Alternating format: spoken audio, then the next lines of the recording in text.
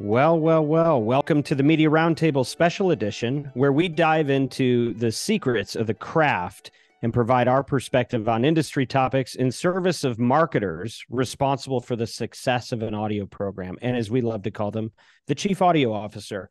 I'm your host, Dan Granger, CEO and founder of Oxford Road, and today we have the crown jewel of our special edition series. We've been spending most of December looking back at 2023 from a number of different lenses. But today we have probably the most informed group of contributors that we've had, because these are all folks that are journalists who follow the podcast beat and know this, the audio industry cold. And so we've got some real heavy hitters on today and that are going to not just look back at the top stories of 2023, but they're also going to share some predictions about what we see coming in 2024. So let's get into it. I am joined by the great and powerful James Cridland, editor of Pod News and Podcast Business Journal. Welcome back to the show, James. We're always glad to have you here. It's wonderful to be back. Thank you. For the first time, we have my friend Ariel Shapiro. Ariel is the lead reporter of Hot Pod, which for many years has been an institution talking about all things industry in audio, and really knows the space intimately. And I'm so glad that you're able to join us for this look back, Ariel. Thanks for coming on the show. Yeah, thanks so much, Dan. I'm really happy to be here. And then my newest friend is Skye Pillsbury. She is author of the Squeeze newsletter. She also has an illustrious background covering the audio space. She was the original writer for Inside Podcasting, which I've followed for many years, and has just been knee-deep in a number of initiatives that have helped move this industry forward. So Skye, lovely to meet you for the second time, and so glad that you're able to join the conversation. Very pleased to be here. Thank you for having me. Now, we had a prep call last week, and on that call, Skye was sharing her perspective, and I thought to myself, wow, I really disagree with that. And I said, Skye, can we still be friends if we argue when we're recording this? And she said, absolutely, and she loves to argue. So I think this might get spicy. Yeah, and I'm excited. really grateful that you're here. So bring it. Thank you. All right, let's go, everybody. So first of all, we've been talking about this. We've been referring to it as pod crash. And one of the ways it's been described as the irrational exuberance of big podcasting, which led to massive overspending and ultimately widespread layoffs and show cancellations this year. So, Skye, can you just kick us off by sharing what happened? What happened this year?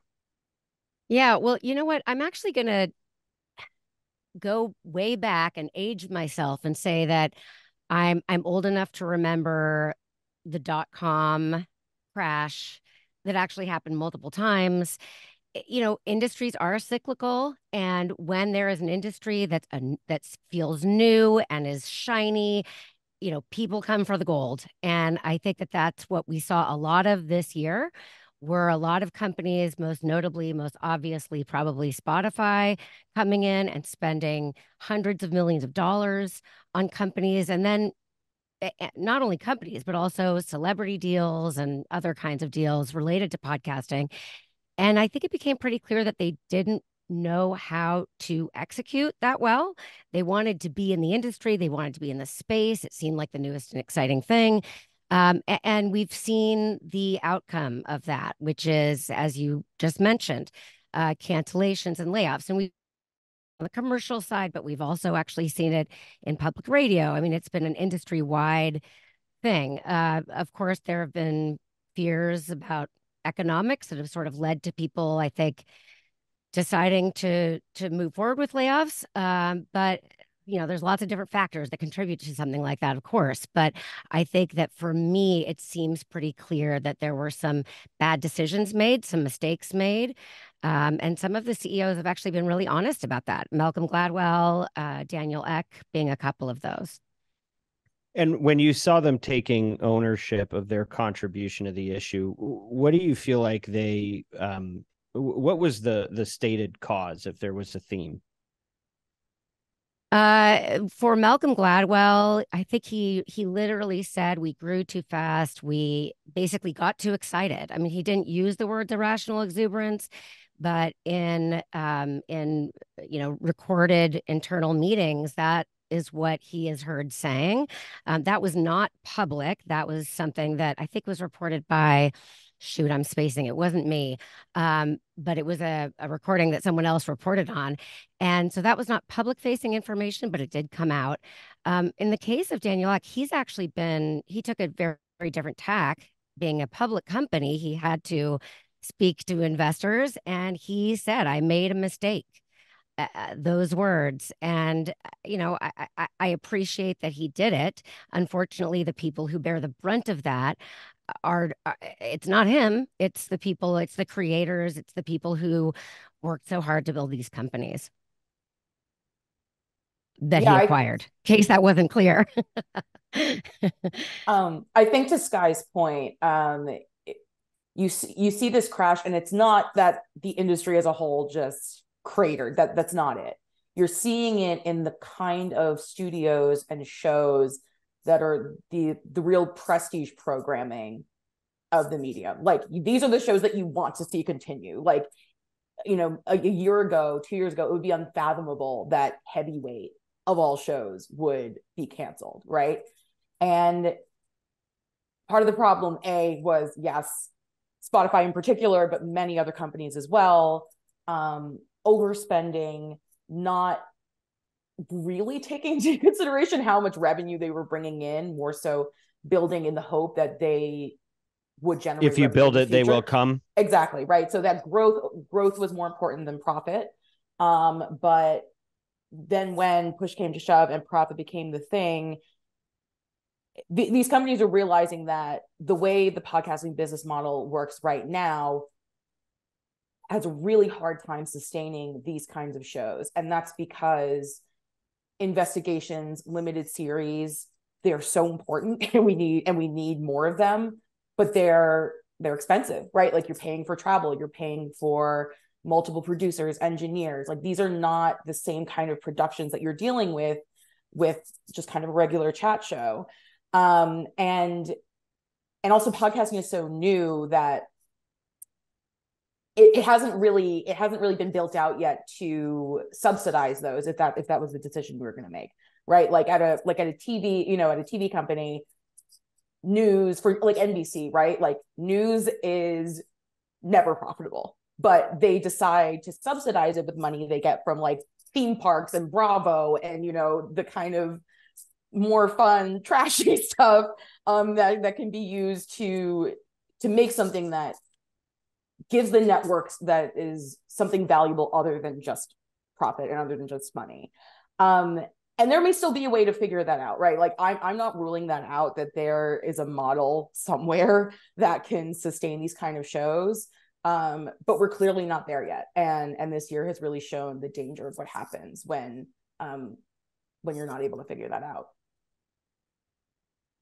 Yeah, I think when you have a look at some of the companies, I mean, one of the things that really strikes me is, companies like, yes, Spotify, but also Pushkin, APM, WNYC, Cast Media, who seemed to blow up and crash and burn in a very spectacular way earlier on in the year. But we're also seeing companies like Leo Laporte's Twit, one of the first podcast networks really in the world, and they're having to make quite unpleasant cuts as well. So it does appear to be affecting quite a lot of different people in different parts of the industry, which I think is interesting, although all US companies. And I wonder whether that is, as the Brit on this call, I wonder whether that's just sort of something worth bearing in mind, that actually it may be a US thing that blew up over that the finances got very difficult. And so it may be something to do with that. It may also be something to do. I've read a lot of really good articles on this, and a lot of them, and I think Skye ends up making this point very, very clearly as well, is that people who didn't really understand audio were in charge of audio strategy. Dawn Ostroff at Spotify was clearly, she was a TV person. She completely understood how TV works, but that doesn't necessarily translate into a hit podcast. And I think that that's, something that I don't think that the industry yet properly understands that audio is a very different world, particularly always on audio, very different world to the world of TV and seasons and hit shows and stuff like that. Yeah, I couldn't agree more with what you're saying, with what both of you said. Great points, all of them. I just did want to circle around to what I was saying earlier about the dot-com boom. At the time, there was so much chatter about how this was the internet. Turns out the internet isn't really going to work. And obviously, that's not what happened. And I think to Ariel's earlier point, I really do think that people are going to figure this out. Like, in some ways, not to say this had to happen, but I do think that the silver lining, at least, hopefully, as it was after the internet crash, is that people made smarter decisions. They were less willing to throw millions of dollars at projects without really understanding whether those projects would make sense for listeners, and obviously for advertisers and for everyone else who's involved. But I do think that this is going to require people who are still here, who are still surviving. Like I heard Jenna Weiss Berman on a podcast the other day saying, the business model for us is going to be, we're going to make some shows that aren't quite as expensive, but that are going to be big shows. And those are going to subsidize the narrative serialized shows, which I still really want to make. And, we're going to see much more of that. I'm very curious, actually, to see what this next year is like, because it will require more deep thinking and less money throwing. Well, so I want to try to encapsulate the diverse perspectives we just got from the three of you, and maybe add a little color of my own. It sounds like especially when we go and talk about the dot-com boom, I think it's a great parallel. What I see is the same thing, because I got into media around when that started to recover, but we were dealing with the baggage of what a mess it had been. One of the things it had in common, I saw, is that it was all about chasing eyeballs. And they just thought, if you build it and you get people to engage with it, the revenue model will work itself out. It's always going to go up and to the right. Similarly, we had all this hype around podcasting that I think splashed across other facets of audio as well. But everybody just thought, oh, I'm bored. There's a pandemic. I can be an opportunist here. They may not have thought of themselves as opportunists, but people thought there was low-hanging fruit there. They thought they could go in and trade on a name or trade on an idea, and there must be limitless capacity and money to support all these ventures, and they didn't actually do all the math. And I think one of the things that's maybe a little different than the dot-com boom is everybody got screwed by the dot-com boom. In this particular case, we are talking about an industry that, even though we're talking about a crash, and, that's my words bringing to it, the industry still grew this year, right? And so to the consumer, to the market broadly, it's still a growing channel. Like, it's doing fine. But if you were one of the content creators, or you're somewhere in the ecosystem and you're betting on this like perpetual escalator to infinity, that's where you're starting to face some challenges. And it's interesting to hear you, Ariel, bring up the idea that a lot of this high production value content was really focused on quality. But, I know from being on our side of the fence, by the time you get numbers that you can go sell to brands, the thing is halfway over. And so you're trying to speculate on what it's going to do. Then you're trying to catch up with what it's actually doing. And then, by the time you start to figure it out, like, okay, we just finished the series. And then on the other side of the house, you've got all these celebrity deals, right? Where you've got people pouring millions, tens of millions of dollars into a name that has no track record in this venue whatsoever. Just going, well, they're famous, and so they're going to be successful, obviously. And trying to value those assets the same way they might something that actually has a track record behind it.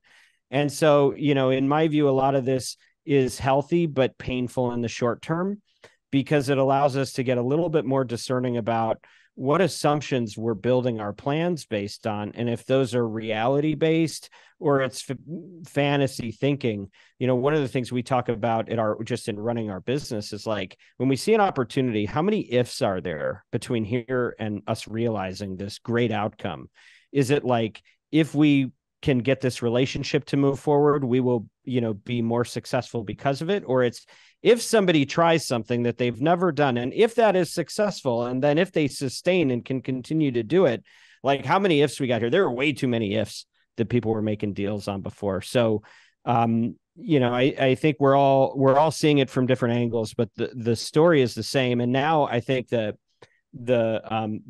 pieces we all have to live with are, what are the implications going forward? And so, James, I know that you flagged that you think that there's going to be some impact on the nature of exclusive deals in the industry. Can you talk a little bit more about that? Yeah, I mean, I think this is really just looking back at last year and looking back at the complete about face that we've seen with many companies' plans on exclusives. So Spotify, of course, everything pretty well used to be exclusive to Spotify. The only way of listening was to download the Spotify app and listen through that, with the exception of the Ringer, by the way, which was never had any exclusives. I think Spotify is now interesting in that almost everything is no longer exclusive to the Spotify app. Perhaps they've worked out that the business works better if they can just sell ads across all of the platforms rather than just in the Spotify app itself. The only big exceptions are Joe Rogan, of course, and the Marvel comic stuff, which interestingly they don't call a podcast, they call audio, which I find fascinating. So audio fiction, but it's called audio. So who knows quite what they're doing there. But so I think it's interesting seeing Spotify walking away from subscriptions, but other parts of the industry are actually walking towards it. So we've seen many people jumping into bed with Apple Podcasts for the paid subscriptions thing.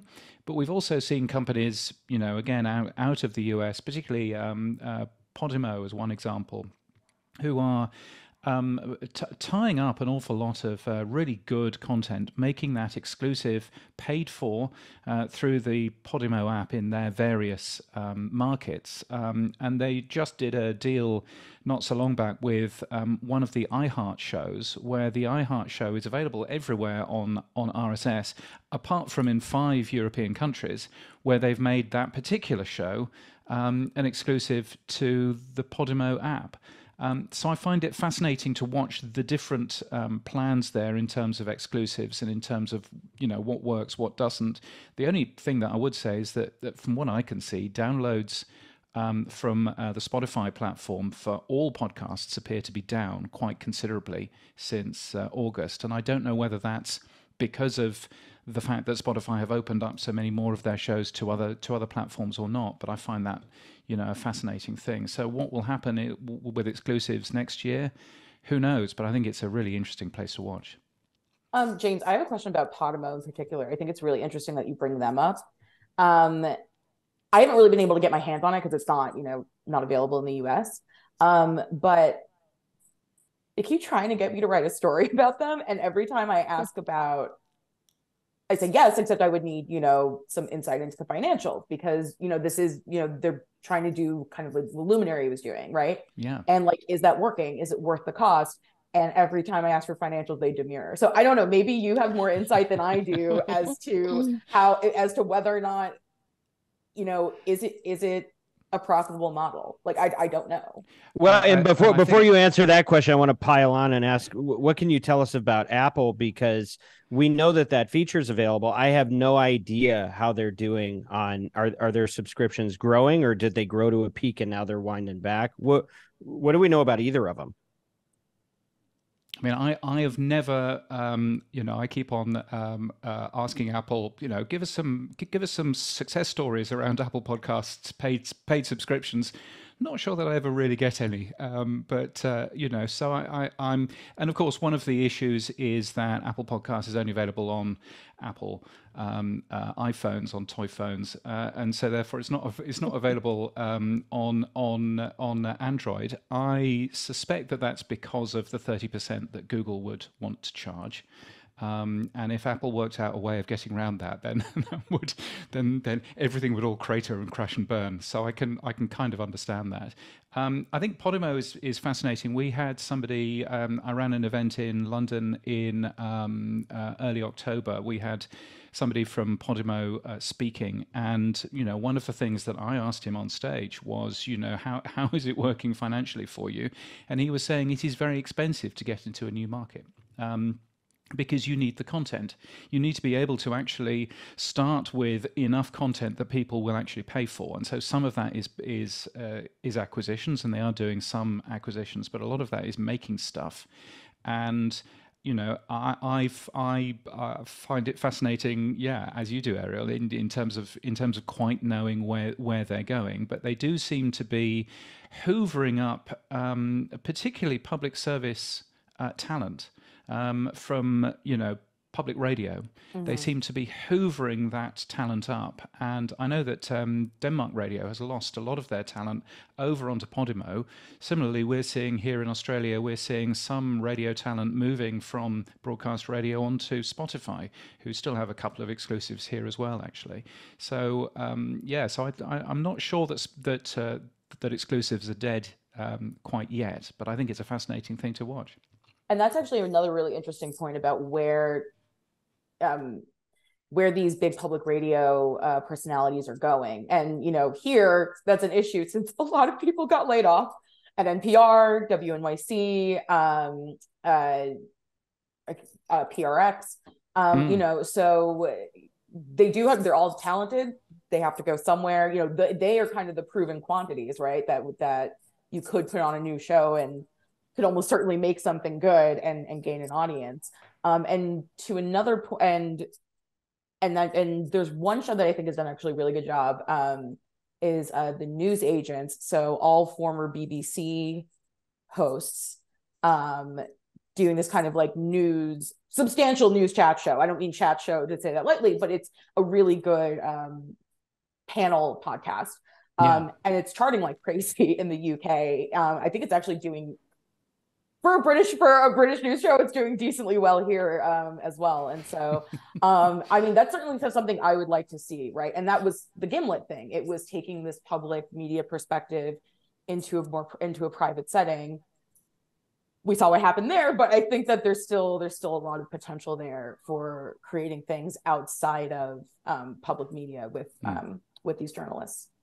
And I wonder how much of that is management of talent, and being able to actually give talent the freedom that they want to do stuff. And that was very much behind the newsagents' shift from the BBC to a commercial radio company, and the production team in there as well. Skye, you were going to jump in as well. Oh, I actually just had another question for you, James, which is Podimo venture backed? Like, how are they getting the money to hoover up all of these people? Oh, ask me the difficult questions, why don't you? Oh, sorry. I'm sorry. No, you don't. I didn't mean to put you on the spot. Off the top of my head. We don't have to include. We can strike that. We can edit this in post. I do think you can X this out later if I'm wrong. I'm pretty sure that they did get some investment backing. Well, September 14th, 2022, Podimo secures 58.6 million to accelerate market expansion after seeing 5x year-on-year growth. Now, I don't know what the symbol stands for because it's the euro. Okay. 58.6 million euros they've raised. So they got some money. What is their differentiation? Against like a luminary, like what are they seeing that others? I think they're not luminary, which everybody loves to pile on top of. Yes. Well, is luminary available outside of the US, or is it just a US? It is now, because Luminary have jumped on the back of Apple Podcasts, of course, and so now they used to be available in five countries, and now they're available in 192. So there you go. That's better. That's probably a benefit. Podimo's last financial report was released in July of 2023, and they did make nice revenue, $33.7 million US, but they also made $49 million worth of loss. So they are most certainly not a profitable organization quite yet. Yeah. So it's interesting to go back to the core point you were making, James. What it seems like is one of the big outcomes this year is that publishers who are starting to say, we're going to gate your content and we're not going to distribute it everywhere if they have an exclusive deal, like Spotify being the lead example. We're seeing that start to go away. I think we can safely deduce that their reach expands, which means the ad impressions opportunity expands. And if they're doing rev share deals versus the minimum guarantee deals, and you want to court, Trevor Noah or whoever, rather than going, oh, well, you have to do it only on our platform, they don't have to pony up tens of millions of dollars to get that deal. They can go, hey, we're going to do a rev share, but we're going to put it out everywhere and we're going to lead it. So I think that may be a way of getting big talent and defraying costs. But it sounds like we're jumping into a large issue as well, which is, how is everybody doing that's just trying to do a specific subscription for their individual show? And one thing I think I've been able to learn about how those models work, the biggest problem is you need to siphon your audience from somewhere on an ongoing basis, or you run out of audience, or you never hit critical mass. And so, what I think a lot of people do or will do is land on a hybrid approach where they say, okay, Monday through Friday, like I think you probably see this out of Daily Wire and some other folks, where it's like, all right, we're going to give you your shows every day, but if you want the extra special show, you have to pay the subscription and get that behind the paywall. We'll see how widely that's adopted, but I'd be really surprised if it made a big impact on the ad-supported market for most mainstream programs. And kind of tying to some of the other, what was a perceived thing that happened this year and what was a real thing? Skye, I want to come back to you because there was a lot of, pearl clutching. I was clutching my pearls coming into this year because we all heard about the great economic headwinds, this foreboding recession that we were all preparing for. Did it happen or not? Like, did it happen to our industry, but not to the broader marketplace? Like, how do you break this down? What happened? Yeah. Well, first of all, I mean, just the term economic headwinds became like almost a trope within podcasting this past year. I felt like we heard it over and over again from executives in charge of announcing bad news. And, the Great Recession has not happened. And I would say two things about that. One is, even if there are fears of a recession, of course, that it's a psychological thing, right? And advertisers and others are going to pull back. But, they're going to pull back. But I also think that, there were executives out there who also used that to cover maybe just a few of those bad decisions that were made. It was sort of an easy way to say, well, we're going to do layoffs because, yes, I made these bad decisions, but also we've got a fear of recession and, these economic headwinds, and we're going to have to make change. But my advice to the advertisers, to people who are sort of looking at this market right now, is that this is probably a great time to get involved with buying podcast advertising or investing in shows and investing in the people that make them, because the market's down. And, I've heard it many, many times, you buy low and sell high. So why not, if you are in a position, if this podcast is being directed towards people who are in charge of audio and advertising, what I would say to them is this is probably a great time because stuff is less expensive and still really impactful. There's lots of research that shows that advertising on podcasts is incredibly impactful, more than any other medium. And this is a great time to get your money's worth. I mean, I'm hearing way too many podcasts right now that don't have any ads at all. And it's crushing. It's devastating for someone like that, for someone like me, to listen to an incredible show and say, we'll be right back. And here we are again. I mean, it's just terrible. It's crushing. We got to change that. Yeah, well, and I want to hear Ariel's point on this, but I also want to just underscore what you're saying, Skye. As a broker, I think that the Warren Buffett comment applies when people are being greedy, be fearful, and when they're being fearful, be greedy, right? And all year it has become much more of a buyer's market. I think as a buyer looking at it on behalf of brands, we were struggling because first we had to explain to people what a podcast was and start monetizing it. And then when the thing got so hyped up in the last few years and we got into COVID, it was like pricing started to get irrational and outside of what we should see even in a mature marketplace. And there was a lot of pride. There was a lot of hubris with publishers, and they just kept raising the bar because they could get away with it. Well, now we're seeing the backlash of that, which is bad for the publishers, but their loss is your gain if you're an advertiser. And so we've definitely seen that take effect. And so it's a very positive thing for a lot of people. A lot of this bad news has actually been good news for some, and it hasn't stopped the marketplace from growing.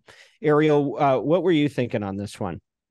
Yeah, I think Skye is completely right in that a lot of podcasting companies have fallen back on. I'm very sorry about the ambient baby noise in the background. Anyway, but they turned to an uncertain economy as a fallback for why these cuts are being made. Obviously, that's not the only reason why, but I do want to make sure that we're still couching the podcasting industry within the larger news media industry. And that a lot of the cuts you're seeing are particularly from outlets that are either news focused or have some sort of news component, or are, podcasting departments within publications. So, right, because you are seeing this all over the place, and it's not just podcasting. Digital media overall is taking a really, really big hit. And you're right, there is no recession. It is a little hard to explain why it's been so difficult. But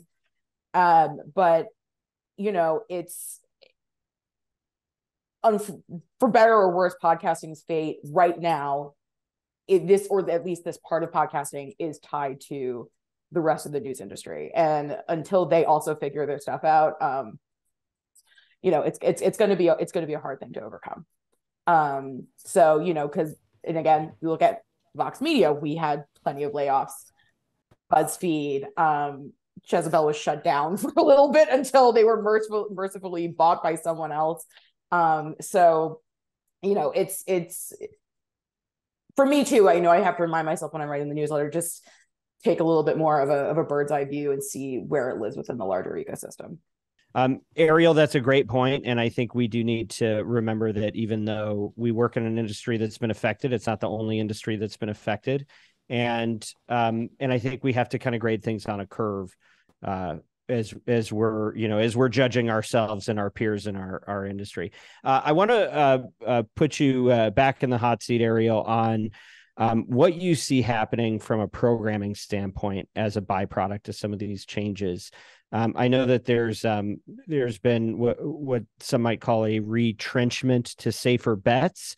What does that look like if I'm a publisher, or what am I thinking about putting more of and less of out next year? And if I'm a buyer, how should I, what should I be paying attention to? Yeah, I think the thing that I've been hearing, and the thing that's maybe the most depressing, has been the people talking about what kind of, when I got back from maternity leave, I was catching up with people to see what kind of stuff they were working on, what they were interested in investing in. And it's, more celebrity podcasts, maybe not with as big upfront minimum guarantees. I think a lot of those deals are going to change, but they're still kind of going towards bringing a beloved old TV star back to talk about whatever, or kind of short little news podcasts, kind of like in the up first model. And it's kind of boring. Like, it's really just it's safe, it's a sure thing. And for me, I was really surprised when I saw that Apple podcast of the year was the Julia Louis-Dreyfus show, which is fine for a celebrity podcast, but I think it's really hard to argue that that's the best show of the year. And I think that I think it's a reflection of the trends that we're seeing. That being said, I do think having all of these people laid off means that they're going to be working on some interesting stuff. So we might see, I'm hoping, to see some innovation and to see some really cool content come out of this bust. Is it going to be widespread? Is it going to be monetizable really so far this year? I don't know. So I am hoping that maybe towards the end of the year, we start to see, something spicy. But it may take a little bit. Well, I want to recruit the three of you because you all have a platform to help make this industry better. You're highlighting something that I think has been a fear of ours for years, because I'm a former radio guy, and James shares the same background. We could call it the radioification of podcast is a real threat to the quality of the industry. When we start seeing, we're already starting to see the spot breaks go, hang on till after these messages. Okay, well, all of a sudden you just took out, the industry and said, we're not that different anymore. Now, if we just start going to chatty, blowhard topics, people just, ranting on soapboxes or doing really light interviews. And, when you start seeing the morning zoo crew show up in a podcast feed, that's where, we've jumped the shark. Like when it gets wacky and the production quality is crap, but it's disposable content. It's cheap to manufacture. That's when I think we're moving in the wrong direction. And I hope we continue to call that out as an industry when we see the degradation in the kind of median quality of what's being produced. I also want to make sure to give Papa Nick, some credit here in that. Papa Nick. Last year he wrote that big piece for. How long has he been Papa Nick? He's my Papa Nick. Can we all? I think we're the same age. So, but last year he wrote that piece for New York Mag about how podcasting hasn't had a big hit in the vein of Serial. And I think that people really reacted to it. And I think they reacted to his assertion of that there hasn't been this level of hit and you really need this level of hit. And I think maybe they missed the bigger picture, which is exactly what we're talking about right now, is that without the sustained success of narrative shows, you're going to have podcasting that looks a lot like commercial radio. And that is not what we want. So that is not what we want. So I want to give him a little credit where credit is due. Okay. So very fair and very helpful. And yeah, Nick Quah has made a great contribution as a voice in this industry. So glad to hear you shout him out. James, can we talk about YouTube a little bit? I know we could do an episode with us talking about YouTube easily, but I do want to get to predictions, and I fear we're going to run out of time. But how do you summarize YouTube's impact on the audio industry, namely podcasts, in 2023? I think it's a fascinating time. YouTube seemingly hasn't done an awful lot of editorial work around podcasting, but even so, we're seeing a ton of research coming out saying that YouTube is variously the number one app for discovery of new podcasts, or indeed the number one app for consumption of podcasts.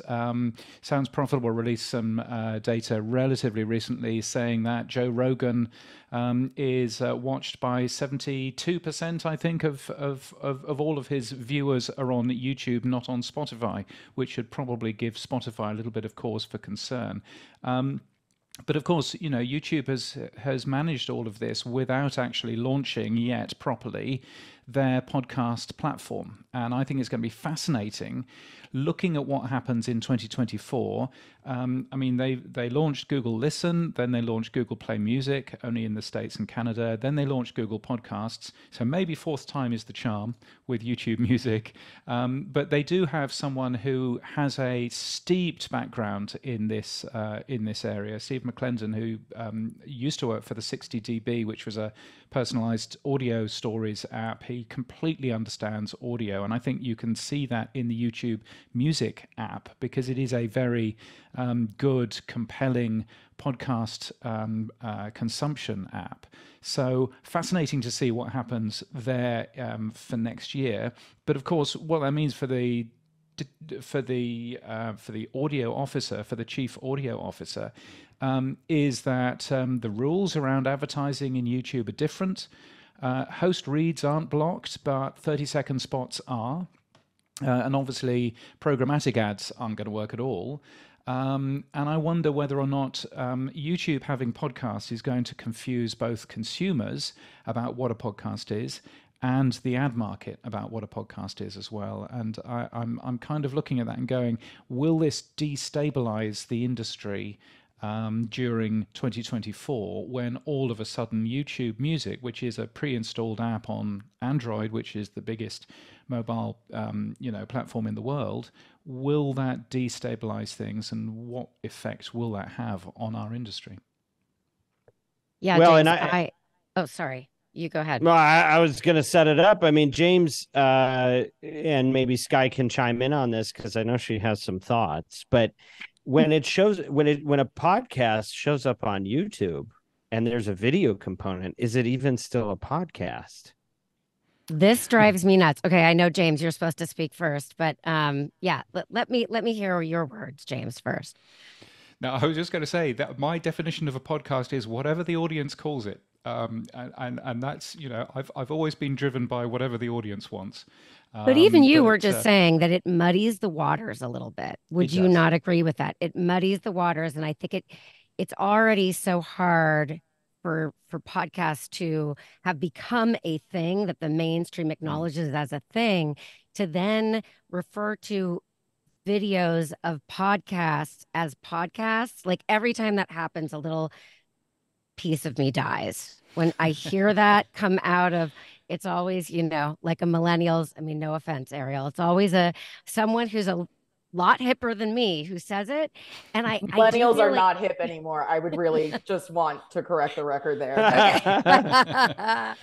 Okay. Okay. Maybe it's Gen Z. It's probably my kids in the other room. But, to me, I feel like the fact that podcasts are primarily made for the ear, or were at least in the beginning, that is our core differentiation. And I have no problem with podcasters leveraging YouTube for discovery and, to grow their audience. All of that is goodness. I mean, do that. But the wording of it, like language matters. And to me, it just makes my blood boil in a weird way that I don't usually get angry when people. Well, Skye, let me see if I can make you. So but let's bat this around for a minute. So we're recording the Media Roundtable podcast right now. Mm-hmm. We've got some major players in the industry on this one. Okay, so this thing is going to be the shop around the world. All right. Now, when we post clips of it or the whole thing in its entirety on YouTube, are you saying this conversation is no longer a podcast because we have video on? I'm saying that it's a video of our podcast recording, which is what it is. Go ahead, James. I'm less concerned with what the consumer calls it, and more concerned in this conversation with what the chief audio officer is going to think. And how the chief audio officer is going to get their brands into these things, because it's a very, very different world in terms of YouTube. And, I've stood on stages before now and said that if YouTube becomes the number one place where we all consume our podcasts, then the entire industry is dead. Because we won't need people to sell 30-second spots, because there won't be any. We won't need hosting companies. We won't need so many different bits of this industry if YouTube ends up being number one. Now, we can just look back at the illustrious list of Google podcast apps to realize that that's possibly not going to happen. But nevertheless, it's a real concern if YouTube ends up being a large player. So I'm hoping that Google ends up being maybe a 20% player in this market, but no more. But even then, it's going to be really confusing for someone who wants to get their brand out there. How do I advertise on a YouTube podcast, video podcast? You know what I mean? I mean, I don't know, Ariel, whether you share any of that or. Well, I'm curious, Dan. I'd like to learn from you too, right? What's the trade-off in terms of what you can make on YouTube versus traditional podcasting? Because on one hand, YouTube, the reach is so large, but the CPMs are peanuts. I mean, they're practically nothing.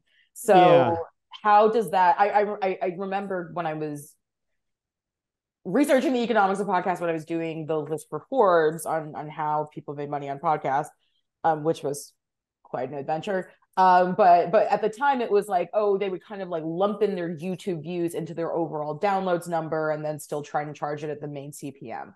But like, that's not how YouTube works. And if YouTube does get even to that 20% threshold that James is talking about, that's got to distort those CPMs, right? Yeah, here's how I would look at it on behalf of the buying community is that complexity is not our friend. If you think about, I think that that large agencies and large brands have to create a bunch of rules. And right now they draw their lines all different places. So some people put podcasts in their radio line item. Some people put it under digital because they're streaming heavy. Some people have a digital audio line item. But how that is coded for a brand when they set their budgets is really, really significant. And so I remember in the early days, I mean, we're really talking 5 to 10 years ago, there were a lot of networks working very hard to go to Madison Avenue, meet with the big holding companies and fight for them to add podcasting as a line item on their budgets. And I think that is happening increasingly. I think that the momentum is there and it's going to be the rule. So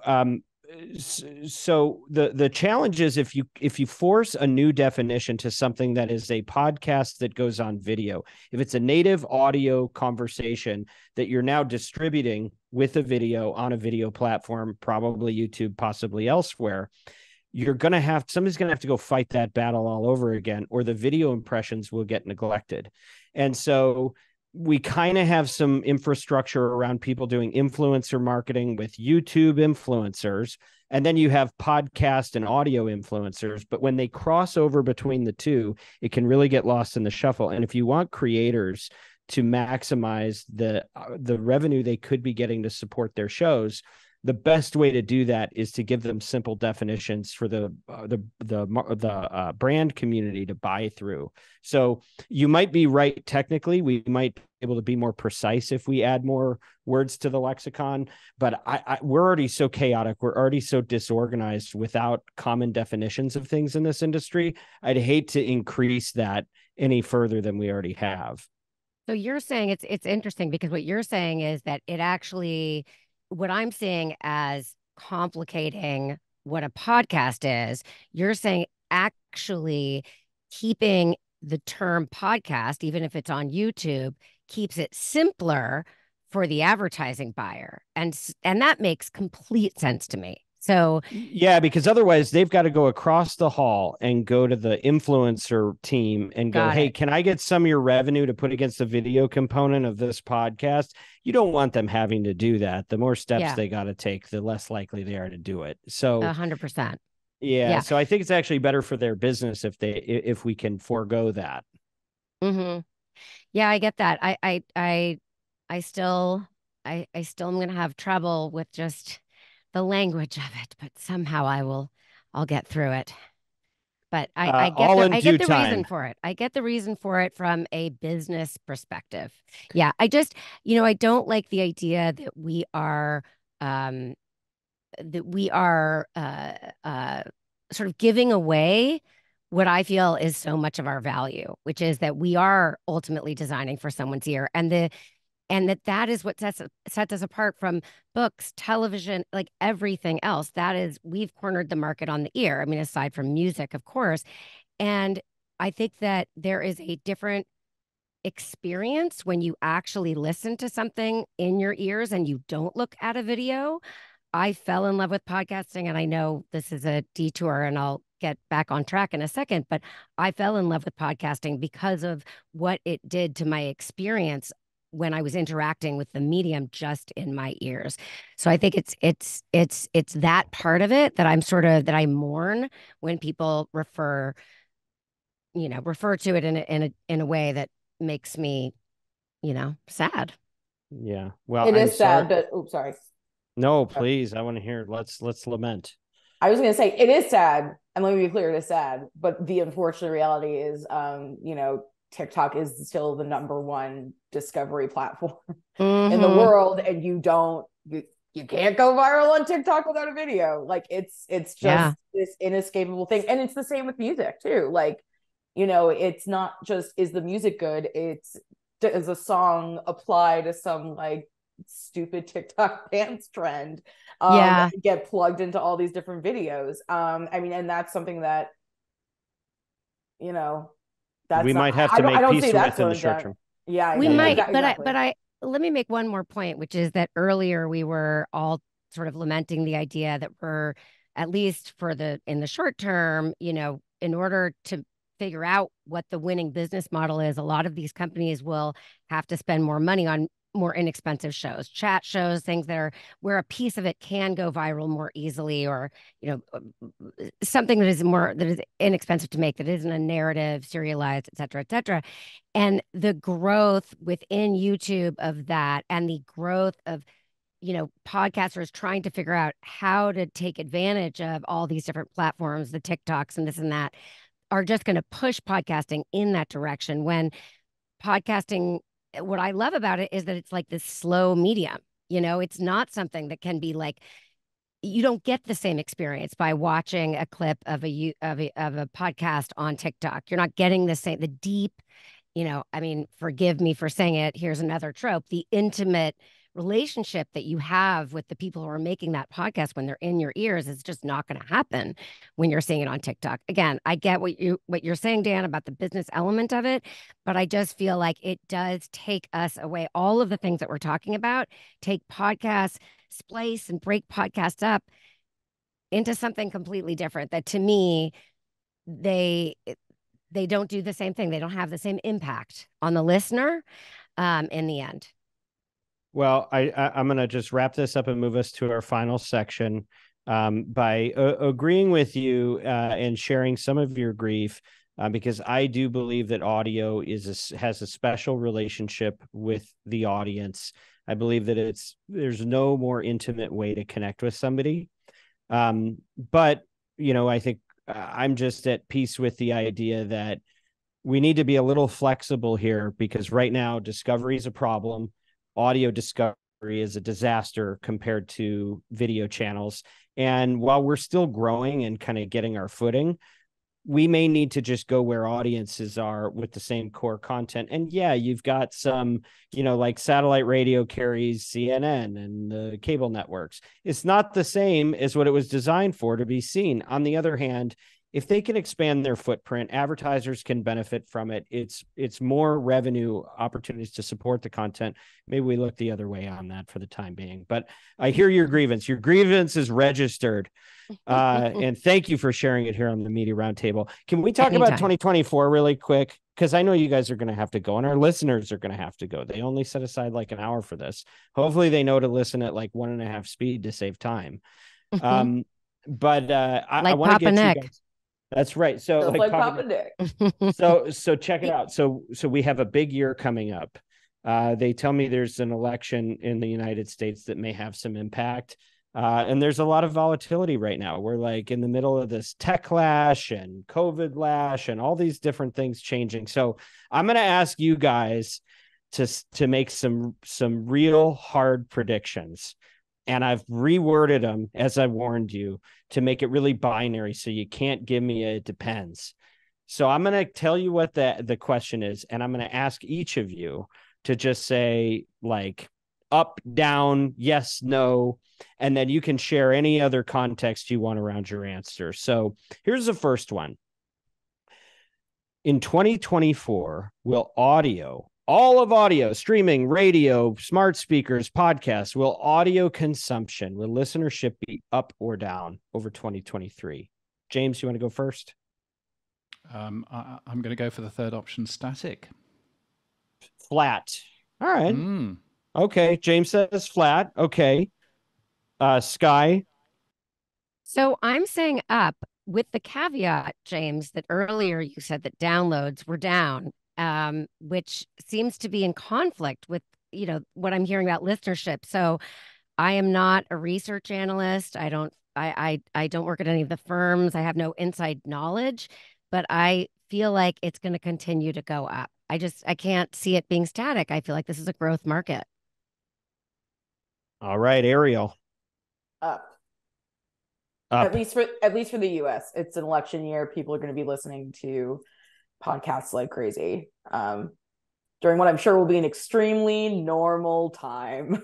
A very normal time. No, and I agree with Ariel's prediction. I'm bullish. I think it's going to go up in aggregate. That doesn't mean there won't be some pain to spread around for some players that are dealing with legacy problems. But I think the consumer is going to continue to gravitate toward the spoken word. I think an election year is a great time for that. So totally agree with you guys. All right. Next prediction.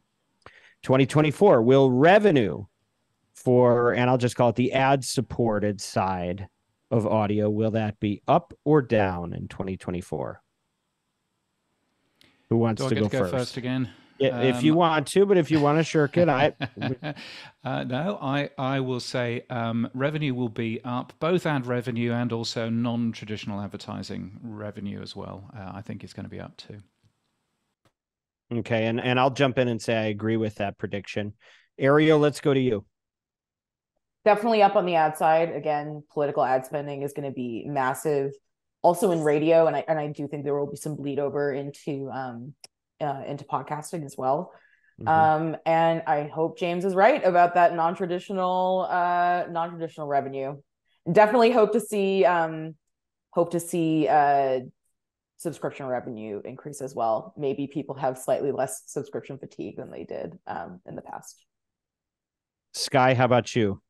I mean, I have to say up. I mean, I feel like I got a cheat sheet for this one. Everyone went before me, but I do actually think it will be up. It should be up. If there are strategic buyers out there, it should be up. Okay, and I want to also just underscore James's point about NTR as well. I think that, what we're contending with on the agency side of the business is we're looking at this really cool ecosystem that is podcasts. It's beautiful and a renaissance in programming and all this great stuff that was solving for all the gaps we had in radio for 100 years. Okay, or at least recently. And then if you reduce it all to programmatic dynamically inserted ads and piles of breaks where you're just running one pre-produced commercial after another, you're missing something. The power of audio is in its authenticity. The power of audio is in leveraging that human-to-human connection and trust that a host shares with their audience.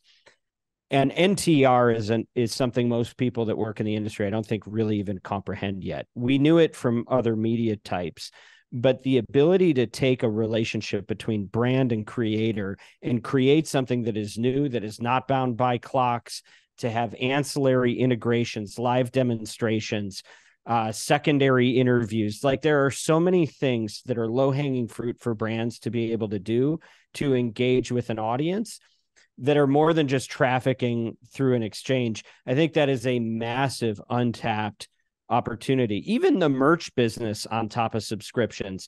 Look at the way music's going. I think that we have a lot of blue ocean to take advantage of. So definitely agree on that. All right. CPM. So let's think about this in terms of the value of an impression. Do we think that the impressions in audio, that includes podcast, radio, and streaming, are going to be higher or lower in 2024? And just for context, I think the general consensus is that the CPMs came down in 2023 over 22, right? So what do you think they're going to do in 24? Let's start with you, Ariel. I think they're going down. Which I think is also connected to that political ad spend, because those don't tend to go for top rates anyway. Yeah. So if you take it in overall, does that mean like kind of will a normal brand's CPM necessarily be lower? Not necessarily. Maybe it would be level. But I have a hard time seeing it going up, at least in the short term. How about you, Skye? I agree. I think there's going to be too much of a hangover from this year, and it will be down. James?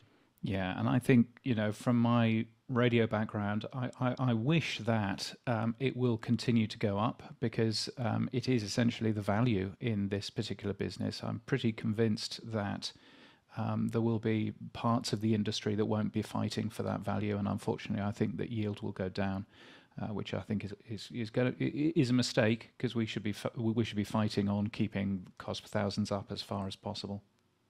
So I'll say down in aggregate, but to be really specific, I think podcast is going to go up a little bit because I think we went too far one way, then of course we over course correct and go another way, and now I think we went down, and now I think we're going to inch up incrementally.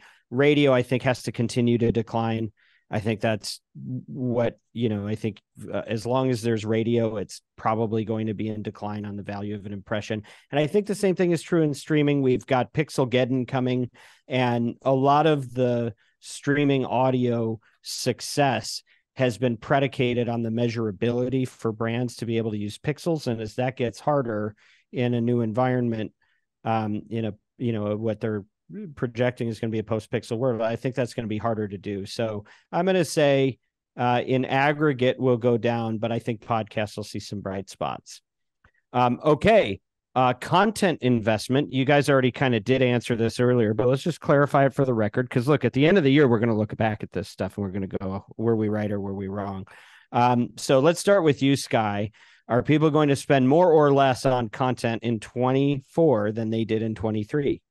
I feel like this is an easy one, but maybe I'll be wrong. I think no, they will spend less. They will spend less. James? They will spend less. Yes, I think definitely spend less on content. Yeah, absolutely. Ariel? Yeah, I'm not special. It's going to be less. Yeah, it's going to be less. That's 4 for 4. I mean, this was kind of an easy one based on all the conversation we've had, but yeah, I imagine that they're going to keep kind of figuring out how little can we spend to hold audience and to hold revenue. And they're going to have to figure that out by finding the bottom of it, unfortunately. So back to the zoo crew. All right. Yeah, tragic. Temporarily tragic. We'll see. We can still be bullish on the future. Yes, for sure. So another one I added was about standard definitions, because in my view, and I'm making an assumption, so you can even disagree with the question if you like, but I feel like we are wanting for standards and practices in this industry. The fact that we don't all have the same definition on what a podcast is, what a download is. If you've ever tried to deal with brand safety and suitability, the standards that are used are all over the place. Do you think that in 2024, the industry will become more standardized in the way business gets done, or more chaotic than it was in 2023? And let's start with you, James. Yeah, I mean, I think it's easy for us to say, oh, it's very complicated. Nobody really understands what a download is. I mean, at the end of the day, everybody does understand what a download is, and the IAB has done a really good job of making sure that people have an understanding of what that is. Having said that, of course, Apple has their own definition, which doesn't align fully with the IAB. Spotify for podcasters itself has its own definition, and who knows what YouTube is going to do, because that, again, is a whole new world in there as well. It would be really helpful, I think, if those big companies were to align with the IAB's definitions and to align with their plan going forward. I think that would be super helpful. As for the IAB's place in 2024, I'm fascinated to watch what's happening with the recertification that the large companies have.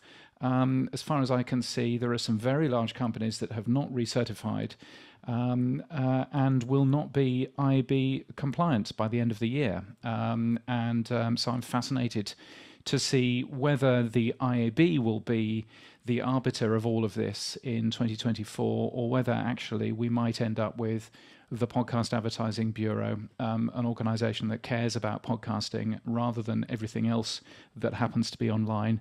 And that would be my wish, I think, for next year. All right. Ariel, are we going to get more standardized or more chaotic And you can also argue with the question. I think I went in thinking it would be more standardized, and James brought up many different factors that could mess that up. But I do think I don't have a certain answer on that, but I do think that the issue with the Apple Podcast downloads, and that the fact that like one little bug like that could have such an effect on numbers. I do think it's going to force some kind of action. I don't know what that is. I don't know if that is something that's resolvable within a year. But I do think there will be an effect from that. So more chaotic. Yeah. More chaotic, but I think on the long arc towards standardization, becoming standardized. Yeah, I did want to say in regards to that Apple thing that I was listening to a podcast this morning. I mean, a successful podcast, it's a business, they're successful, but they were saying, if you love this podcast, please click automatic download. I mean, it was just interesting. It's sort of the first, I think we're going to start hearing that from people just because of the download issues that happened with iOS. And that's kind of fascinating to watch. And I don't really have, I got to be honest, don't really have a strong opinion on this one. Not my area of expertise.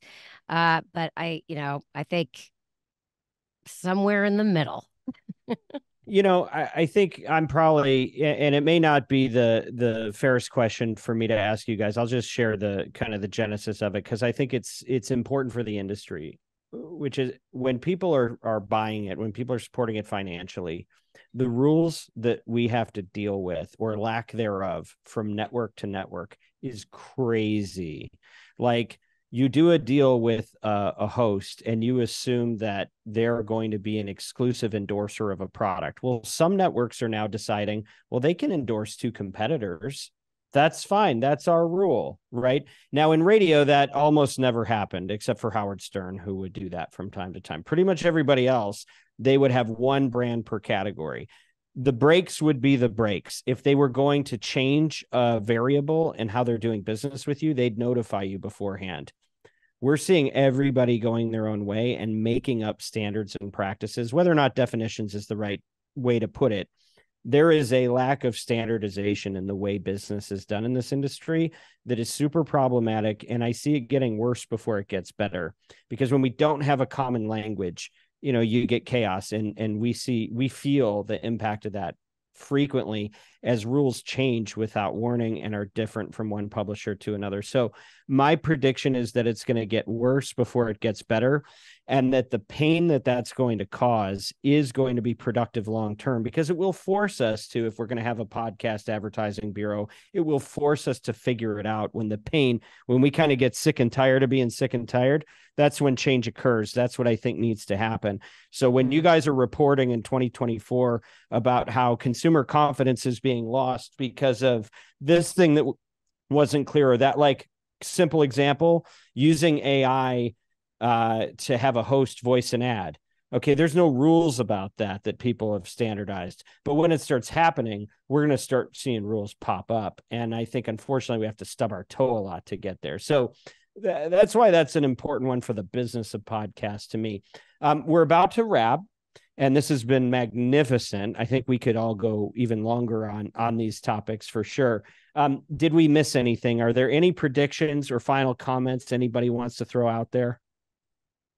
We're going to get way, way too many political podcasts during an election year that are going to sound exactly the same. Yes. And they're not all going to be successful. And that will be a good learning experience for lots of companies. I will still die a tiny death when people say podcast about their video. But it's a fractional death. But I will remember life, what Dan told me, and then I will not feel as bad. I will remember what I learned on the podcast. Thank you.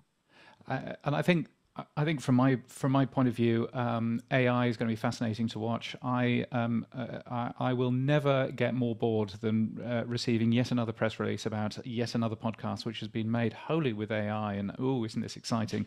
But nevertheless, I'm sure that AI will be a useful tool for the generation of shows. Possibly not the audio that you hear, but an awful lot of the other stuff that goes on with a show as well, and I think that will certainly be something to watch. And Ariel, do you want to bring us home? Yeah. One thing I definitely have my eye on are these talent deals that are coming up for renewal. So that's Joe Rogan's the big one, but Call Her Daddy as well. There all these deals that happened 3 or 4 years ago are finally, they're up again, and it's a very different economy. So I think what we're going to see is, this kind of goes back to the question of, are we going to see more investment in content and talent or less?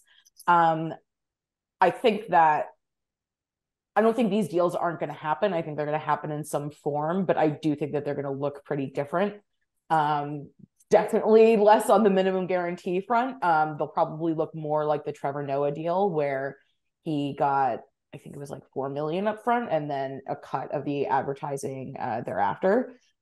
If Trevor Noah had done his deal a couple of years ago, he probably would have gotten more like 80 million, but that's fine. And basically some different structured, less exclusive deals that still keep these people attached to one studio or another, but maybe not $200 million for Joe Rogan this time, but we'll see. Okay, so is anybody ready to bet if Rogan stays on Spotify or not? I'll vote. I'm gonna and I have no inside information. I'm gonna vote that he does. That he stays? That he stays. I'm voting stay. Okay, Anybody to be fun, I'm going to vote that he leaves. Ah. Yeah, I'm going to vote that he leaves as well, and he gets snapped up by YouTube. I'm sure he won't. Not X. Ariel, what do you know? Let me be clear. I don't think anyone knows aside from Joe Rogan. And he doesn't know, because he changes his opinion very quickly about a variety of things. But if I had to guess, I think short of YouTube coming in with like $500 million and, a pony, I really don't think, I think he's going to stay in some capacity. But his deal, I would expect would look quite different. All right. And now we know what part of the show we're going to highlight first when we market it. And breaking here, top journalists. Top journalists knows exactly what Joe Rogan is thinking. Ashley Carmen's going to write this one up. Okay. Yeah. What do we win? Right. I mean, there needs to be a prize. Oh, well, you've helped the industry tremendously, and we're going to get that's all the reward we need. Completely. Listen, you guys, this was a lot of fun, and I hope you guys had a good time, so you'll come back and do it again. It's super valuable stuff. Ariel, James, Skye, thank you for being a part of this panel.